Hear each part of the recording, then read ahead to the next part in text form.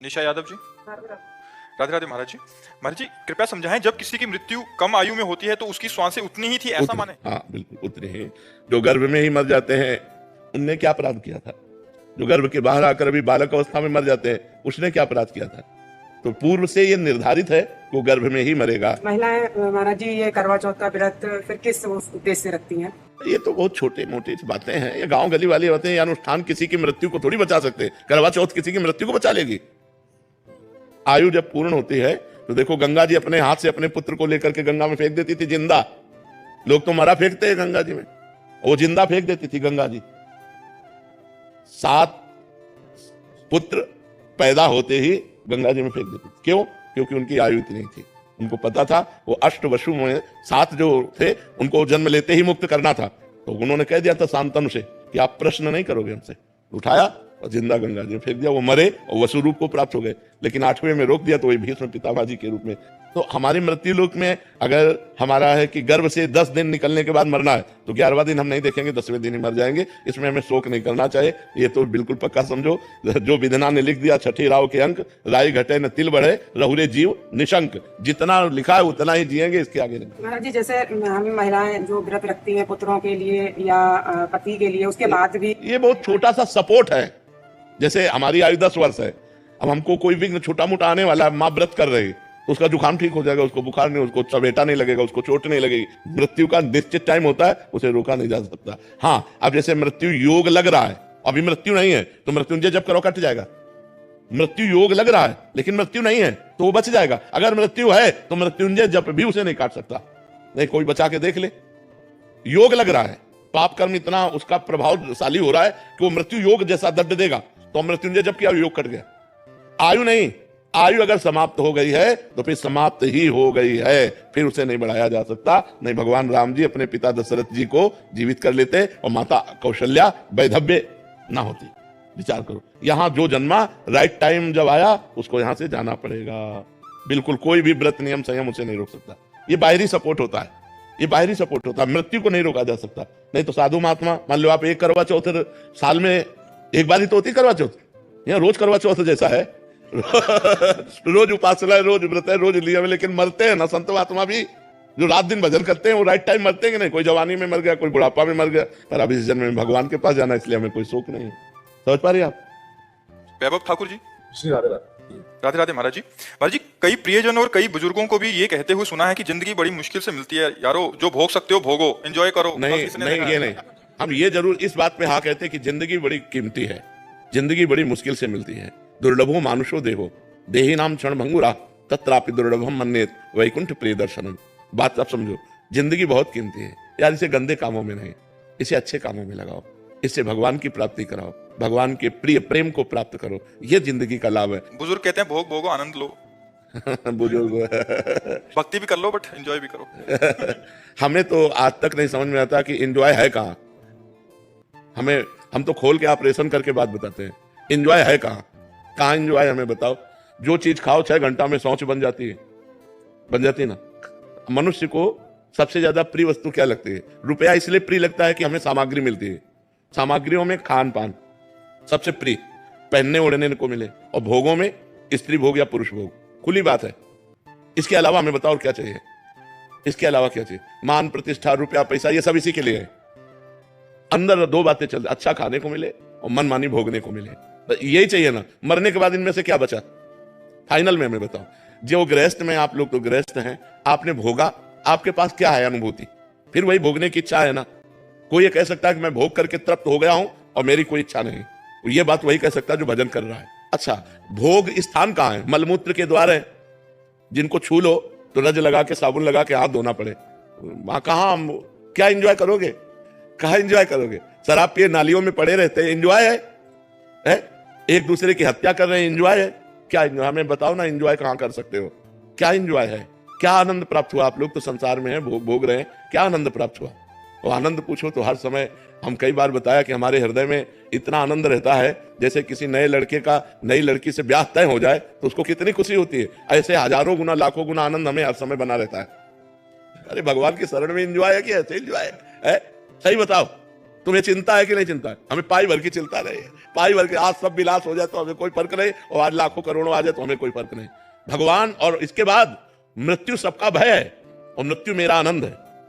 मरने से सब जग डरा मेरो मन आनंद, कब मरी हो कब बेटी हो पूरन परमानंद, कब शरीर पूरा हो और मैं अपने प्रभु के पास जाऊं। एंजॉय करने, सच्चा एंजॉय होगा। अनंत ब्रह्मांडों का स्वामी श्री कृष्ण है, वो हमारा दोस्त है, हमारा यार है। जब हमारा शरीर छूटेगा हम उसके पास जाएंगे, उसके साथ खेलेंगे, हंसेंगे, खाएंगे, कूदेंगे।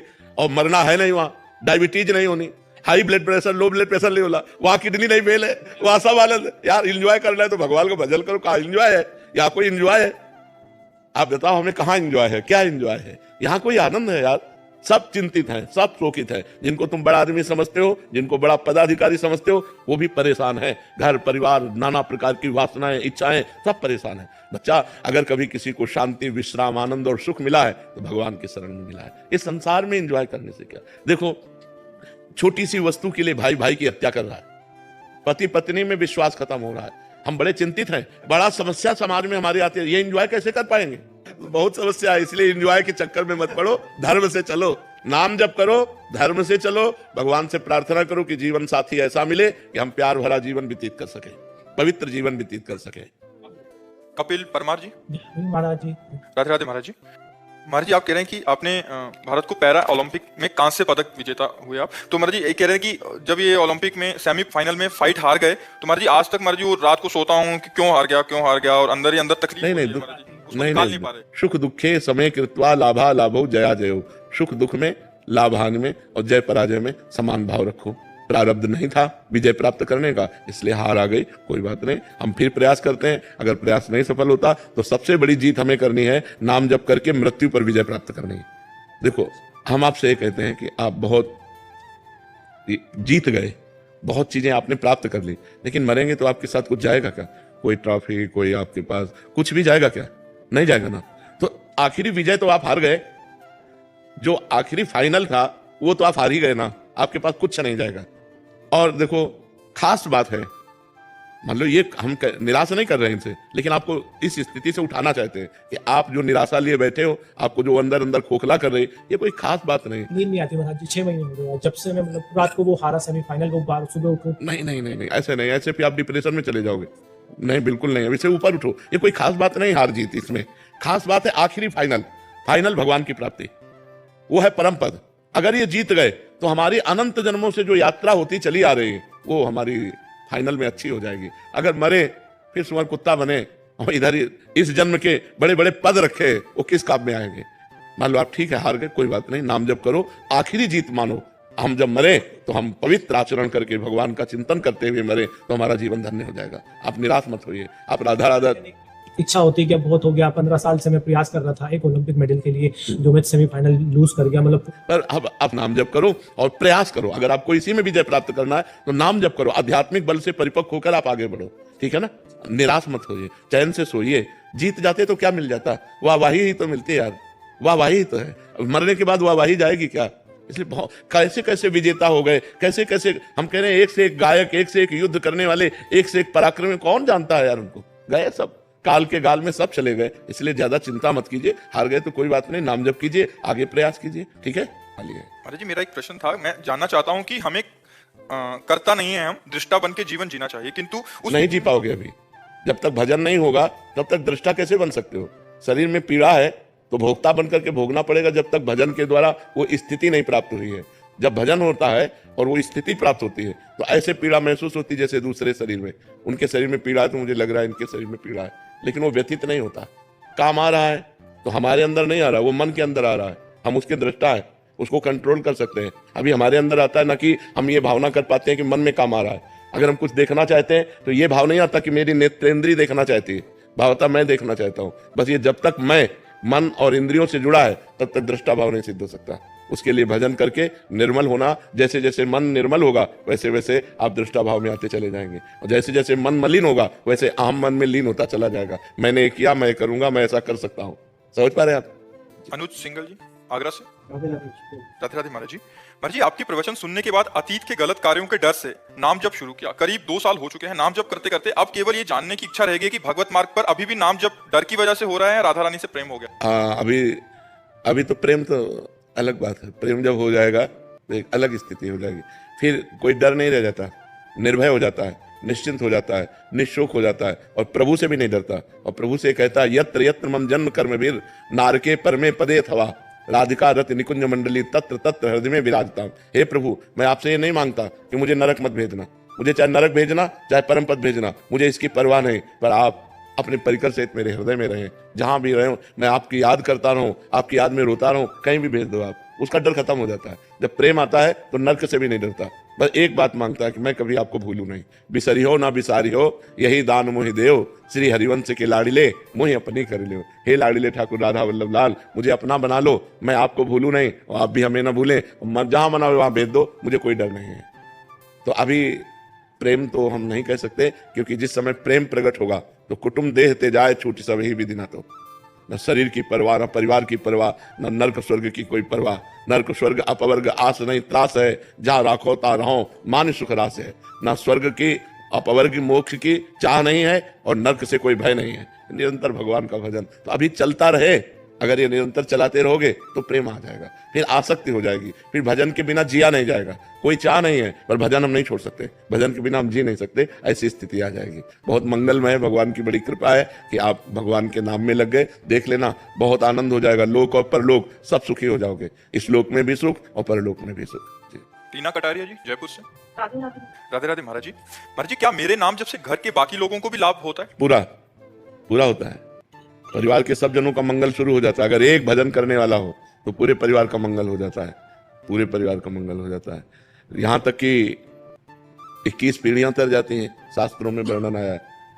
तो इससे ज्यादा क्या मंगल हो सकता है? अभी वर्तमान परिवार की तो बात जाने दो, पीछे की हमारी 14 आगे की 7 ये 21 पीढ़ियां तर जाती हैं। हाँ, तो फिर वर्तमान में हमारे परिवार का मंगल हो। वैसे भी समझ लो, एक आदमी क्राइम करता है, पूरा परिवार झकझोर जाता है, पूरे परिवार का अपमान होता है कि नहीं होता है? कहां गया बताओ, वो आदमी कहां गया? तुम उसके चाचा लगते हो, तुम्हें तो पता होगा ना, तुम उसके जीजा लगते हो, तुम उसके मतलब हर संबंधी हर जगह वहां पुलिस जाएगी और वहां जाकर के जांच करेगी, परेशानी पैदा करेगी। एक आदमी ने क्राइम किया, पूरा परिवार दुखी होता है, पूरा मोहल्ला दुखी होता है, पूरे रिश्ते नातेदार दुखी होते हैं। ऐसे ही अगर हम सही चलते हैं तो हमारे गांव वाले भी सुखी होते हैं। तो अगर हम एक धर्म से चले तो हमारा गांव सुखी, हमारा मोहल्ला सुखी, हमारा परिवार सुखी, उसके ऊपर प्रभाव पड़ता है। और एक आदमी अगर गलत चले तो पूरा गांव दुखी हो जाता है, पूरा मोहल्ला दुखी हो जाता है, पूरा परिवार दुखी हो जाता है, रिश्ते नातेदार दुखी हो जाते हैं। ऐसे हमारे भजन का प्रभाव पूरे परिवार पर पड़ता है।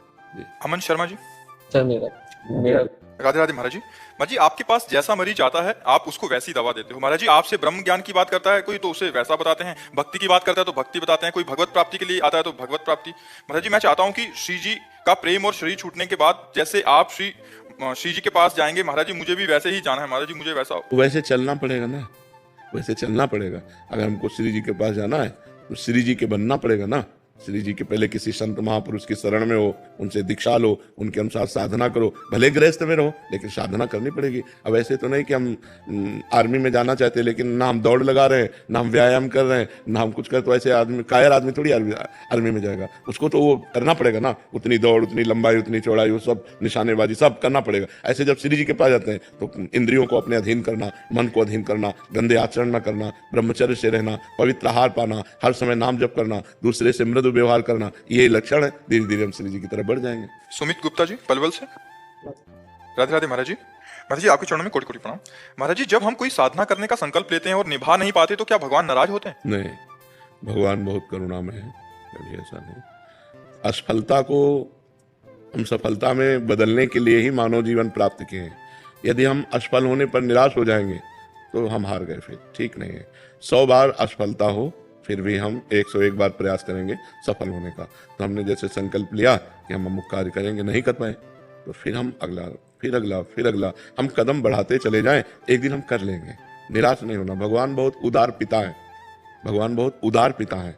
वो ऐसे विमुख भये निमिषहु ना अकृपा जब चित है। तो वैसे जैसे बहुत धनी उदार पिता हो तो छोटी मोटी गलती हो जाए तो ध्यान नहीं देता है, अगर बड़ी गलती हो गई तो अपने पुत्र का ही पक्ष लेता है। ऐसे भगवान अपने भक्त का ही पक्ष लेते हैं।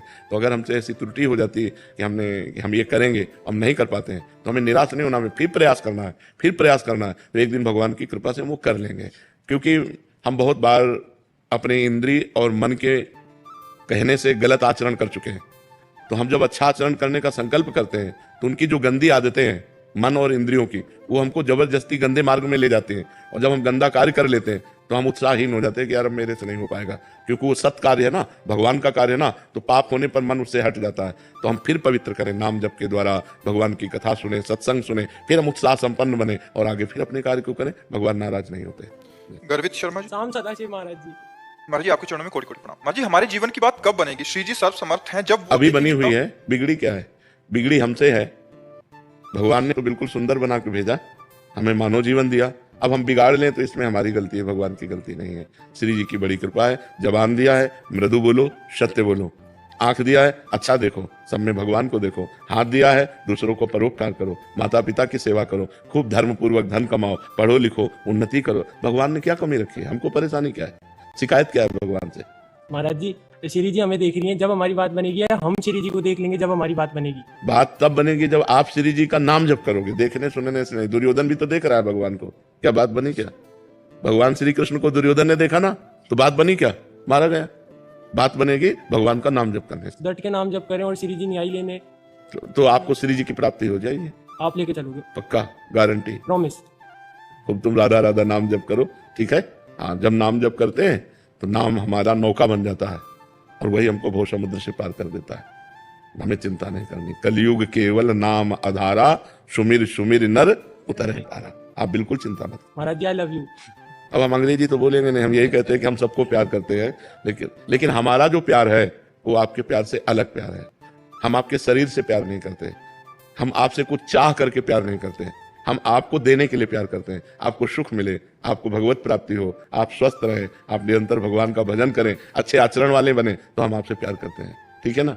नितेश पाल जी बरेली से। राधे राधे महाराज जी। राधे राधे महाराज जी। महाराज जी आप अपने जीवन में आध्यात्मिक और संसारिक लक्ष्य को एक साथ कैसे प्राप्त किया जा सकता है? किया जा सकता है। जैसे हम हर फावड़े पे राम राम राधा राधा जपे, क्या हमें फर्क पड़ेगा? हम व्यापार कर रहे हैं, ग्राहक आया